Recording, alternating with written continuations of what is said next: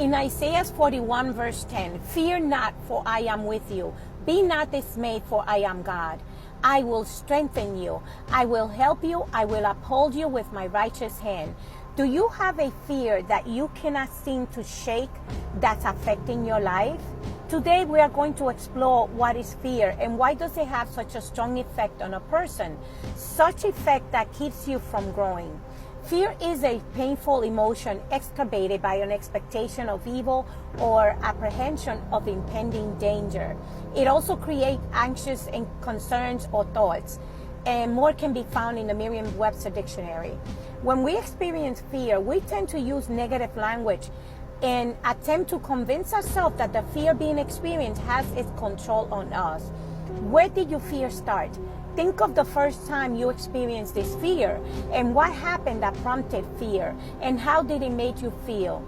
Knowing the symptoms of how it made you feel emotionally and physically is important so that you become self-aware of your triggers.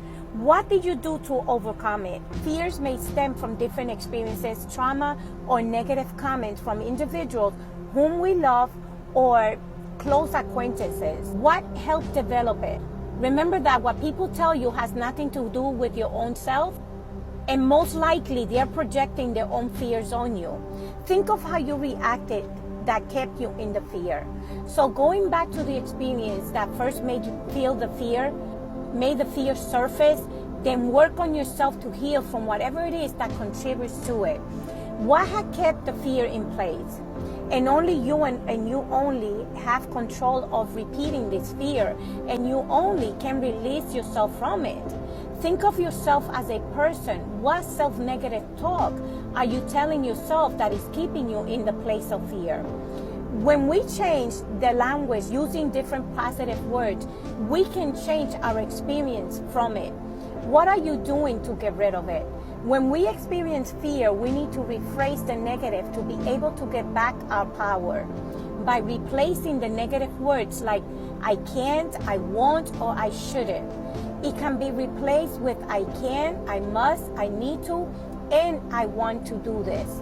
And these words will empower you, not disempower you. How do you face your fear? Do you confront it? Do you run? Do you give in?